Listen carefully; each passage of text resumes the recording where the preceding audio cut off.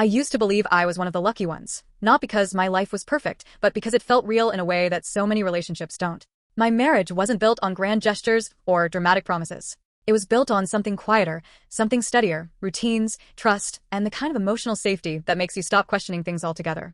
Every morning felt the same, in the best possible way. Sunlight slipping through the curtains, the soft sound of the coffee machine, and him moving around the kitchen like he always did, calm, unhurried, familiar. He wasn't overly expressive, not the type to constantly say, "I love you," but he showed it in ways that felt more meaningful. He remembered the little things. He paid attention. He made me feel chosen without ever needing to say it out loud. And I trusted him. Completely. Not blindly, just fully. Because he had never given me a reason not to. That's why, when everything started to fall apart, it didn't feel real at first. It was just a normal afternoon. The kind you don't think twice about. I was at home, going through my usual routine, when the doorbell rang. It wasn't loud, but it felt out of place somehow, like it didn't belong in the quiet of that moment. I remember pausing, just standing there for a second, wondering if I should even answer it. I wasn't expecting anyone, but something about it made me walk to the door anyway. When I opened it, I saw a young woman standing there. She looked nervous. Not just shy, tense, like she was holding herself together. Her hands were clasped tightly, and there was this hesitation in her eyes, like she hadn't fully decided to be there. "I'm really sorry to bother you," she said, her voice careful, almost uncertain. "Are you?" And then she said my name. That was the first moment something felt off. "Yes," I said slowly, looking at her more closely. "That's me." There was a pause. A strange one. "I know this is really weird," she continued, taking a small breath like she was trying to steady herself. "But I need to talk to you. It's important." I didn't like the way she said that. Still, I stepped aside. "Okay, come in." We sat in the living room, and suddenly that space, my space, didn't feel the same anymore. She sat on the edge of the couch like she might leave at any second, and for a few moments, neither of us said anything. I could feel something building, even if I didn't understand what it was yet. "I don't really know how to say this," she finally admitted, her fingers twisting together. "And I need you to understand. I didn't know. Not at first." A cold feeling started rising somewhere deep inside me. "Didn't know what?" I asked. My voice sounded calm, but it didn't feel that way inside. She swallowed, then looked at me again. "I met someone a few months ago," she said slowly. "At a bar. It just happened. We started talking, and he was really charming. Easy to be around. He made me feel like I mattered." She paused. "And he never told me he was married." For a second, I didn't react. Not because I didn't understand what she said, but because I did. And I think some part of me already knew where this was going, even before I was ready to admit it. I wish I could say that in that moment I reacted instantly, that I demanded answers without hesitation and forced the truth out into the open before it had the chance to settle, but instead I found myself sitting there in complete stillness, watching her as that quiet, cold realization continued to spread through me, slowly replacing confusion with something far more grave and impossible to ignore. When I finally spoke, my voice sounded distant even to my own ears, as if it didn't fully belong to me anymore. "Who is he?" I asked, holding her gaze in a way that made it clear I was no longer asking out of curiosity, but out of a need for confirmation that I was already beginning to feel in my chest. She hesitated in a way that was almost imperceptible, yet painfully obvious at the same time, and that single pause carried more truth than any words she could have said, because in that brief silence I understood that whatever name she was about to say was one that would change everything. "I didn't come here to hurt you," she said quickly, her voice tightening as if she was trying to soften the impact of what was already inevitable. "If I had known, I would have never." "Who is he?" I repeated, more firmly now, not raising my voice, but making it clear that I was no longer willing to move around the truth. For a few seconds, she just looked at me, and I could see the moment she realized there was no way to protect either of us from what was coming next. Instead of answering directly, she slowly reached into her bag, her movements careful, almost hesitant, as if even that small action carried weight. "I think it's better if I show you," she said quietly. My heartbeat didn't speed up the way I would have expected in a moment like that, and instead it felt slower, heavier, as though time itself had begun to stretch, forcing me to experience every second in full awareness.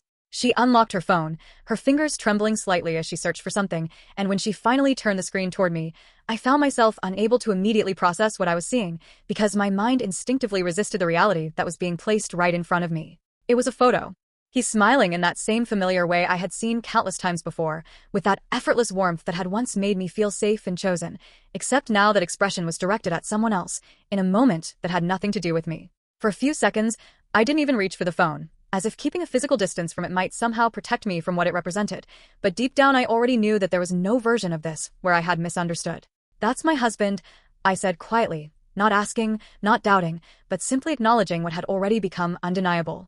She nodded immediately, her eyes filling with guilt that now felt almost secondary compared to everything else. I didn't know, she repeated softly, as if those words could change something about the situation, or at least lessen the weight of it. I swear I didn't know. I took the phone from her hands then, forcing myself to look more closely, even though every instinct told me not to, and as I scrolled through the photos, each one confirmed the same thing in slightly different ways. Different places, different days, but the same closeness, the same ease, the same version of him that I had always believed was mine alone. What hurt the most was not that he seemed different with her, but that he didn't. He was exactly the same. How long? I asked, still looking at the screen, my voice steady in a way that felt almost unnatural given what I was seeing. A few months, she answered quietly. It started casually, but it didn't stay that way. I continued scrolling until the photos turned into messages, and that was the moment something inside me shifted more sharply, because his words, the tone, the rhythm, the attention to detail, felt painfully familiar, echoing the exact same way he spoke to me, the same kind of carefully constructed warmth that had always made me feel like I was the only person he spoke to that way. Except now I could see that I wasn't. And in that realization, something colder than pain began to take shape inside me. And when did you find out? I asked, finally looking up at her again. She hesitated, and this time the pause felt heavier, more deliberate, as if what she was about to say carried a different kind of weight. That's actually why I'm here, she said. I frowned slightly, not fully understanding what she meant. What does that mean? She took a slow breath, gathering herself before continuing, and I could see that this part was even harder for her to say than everything that had come before. I saw your name on his phone, she explained. At first I thought it was just a contact, but something didn't feel right, so I looked you up. There was a brief silence before she continued. And that's when I realized who you are. I felt a slight tension in my chest, something tightening, without fully revealing itself yet. What are you talking about? She looked directly at me then, and there was something different in her expression now, something that made everything feel even more unsettling. We're related, she said quietly. For a moment, the words didn't fully register, as if my mind needed extra time to process what she had just said and place it within the context of everything else. Not closely, she added quickly, as if trying to lessen the impact, but still distant relatives. Same extended family line. The realization settled slowly, but when it did, it changed the entire weight of the situation in a way I hadn't been prepared for, because it wasn't just betrayal anymore. It was something that felt deeply personal, almost invasive, as if something that was supposed to be separate and safe had been crossed in a way that couldn't be undone. I had to come to you, she continued, her voice quieter now, more fragile. I couldn't just disappear after finding that out, even though I know this is the worst possible way for you to hear it, because you deserve to know the truth. I looked at the phone one last time before handing it back to her, fully aware that there was no version of this where things could go back to the way they were. Thank you for telling me, I said, my voice calm in a way that no longer felt accidental, but intentional. She looked at me as if she expected something else. Anger, tears, anything that would make this feel more real, but I gave her none of that. I'm so sorry, she repeated. I know, I replied quietly. That's why you're here.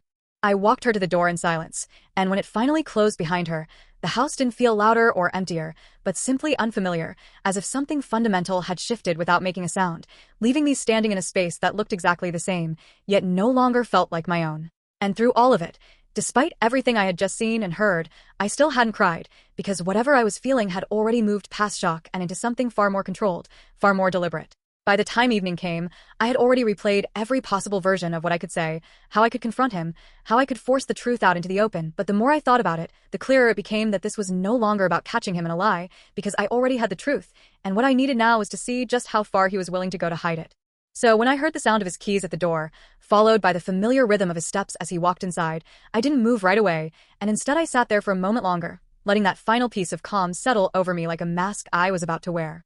Hey, he called out casually, his voice carrying that same warmth it always did, as if nothing in the world had shifted, as if the foundation of everything we had built wasn't already cracked beyond repair. I'm in here, I replied, making sure my tone sounded as normal as possible, because by that point I understood that this moment wasn't about emotion, but about control. He walked into the room, loosening his jacket slightly, his expression relaxed in that familiar way that once made me feel at ease, and for a brief second, I wondered how someone could look exactly the same while being someone completely different at the same time. How was your day? He asked, leaning in to kiss me lightly, a gesture so Bravicini and automatic that it almost felt rehearsed. It was fine, I answered, allowing a small, natural smile to appear, even though every part of me was observing him now with a kind of distance I had never felt before. What about yours? Busy, he said with a quiet sigh, dropping his things like he always did, settling into the space without hesitation, without the slightest indication that there was anything he needed to explain. And that was the moment I understood something with absolute clarity. Whatever he had been doing, whoever he had been with, He had already decided that it would never reach this room, that it would remain separate, hidden, controlled, unless I brought it into the open. We moved through the evening like we always did, following the same pattern that had once felt comforting, but now felt almost surreal, because every word, every glance, every casual moment carried a second layer, the truth that sat just beneath the surface, unspoken but impossible to ignore. At one point, as we sat together, close enough for me to hear his breathing, I turned to look at him, allowing just enough silence to pass before I spoke. "Is there anything you want to tell me?"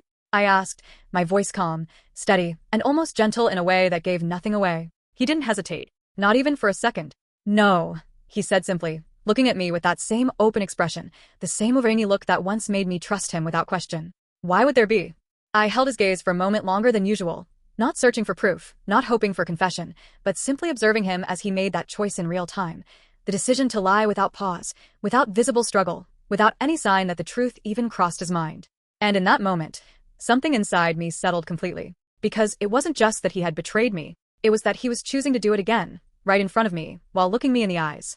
I let a small, almost absent smile appear, just enough to make the moment pass without tension. "No reason," I said quietly. "Just asking." He nodded, already moving on, already comfortable again, as if that brief exchange had meant nothing, as if he had successfully stepped over something invisible without even noticing it was there. And I let him believe that. The rest of the evening continued as if nothing had happened, and maybe for him, that was exactly what it felt like. But for me, every second only confirmed what I had already decided, because I understood now that there was nothing left to fix, nothing left to confront, and most importantly, nothing left to say. I didn't need another conversation. I didn't need another explanation. I had already seen everything I needed to see. And from that moment on, I stopped thinking about what he had done and started thinking about what I was going to do next. Not out of anger, not out of impulse, but with a kind of quiet certainty that felt far more powerful than either of those things. Because if he could stand in front of me and lie without hesitation, then I could stand next to him and let him believe everything was fine just long enough to walk away without giving him the chance to lie again. The next few days passed in a way that would have seemed completely normal to anyone watching from the outside, and maybe that was the most unsettling part of all, because nothing about our routine changed, nothing about his behavior shifted, and yet everything inside me had already moved in a completely different direction. I didn't pull away. I didn't grow cold. If anything, I became easier to be around, softer in my tone, more present in our conversations, and more attentive in ways that made him relax even more into the illusion that everything between us was exactly as it had always been, because by that point I understood that the most dangerous thing I could do for him was not confrontation, but silence. And he believed it. He believed every smile, every calm response, every quiet evening that passed without tension, because he had no reason to question it, just like I once had no reason to question him. But while he was living inside that comfort, I was slowly, carefully removing myself from the life we had built together, piece by piece, without making a sound. I started with the small things, the ones he wouldn't immediately notice, documents, personal items, things that belonged only to me, and then moved on to the bigger ones, planning everything with a kind of clarity that surprised even me, because there was no hesitation left, no emotional weight holding me in place. This wasn't a reaction. It was a decision. Every step I took felt controlled, intentional, and strangely calm, as if I had already processed the pain and moved beyond it, leaving only the understanding that there was nothing left to repair. And the entire time, he didn't see it. He walked past half-empty spaces without noticing what was missing, continued speaking about plans, about the future, about things that no longer included me, and I listened, responded, and nodded when appropriate, knowing that soon none of it would matter. Until the day everything finally caught up with him. He came home like he always did, expecting the same familiar atmosphere, the same quiet normalcy that had reassured him for days, but the moment he stepped inside, something was different in a way that couldn't be ignored. It wasn't loud or dramatic, just off. The space felt lighter, emptier in a way that didn't immediately register, but lingered just enough to make him pause, to make him look around with a slight frown as he tried to understand what had changed. He called my name once, then again, but there was no answer. And that was when he started to notice the absence of things.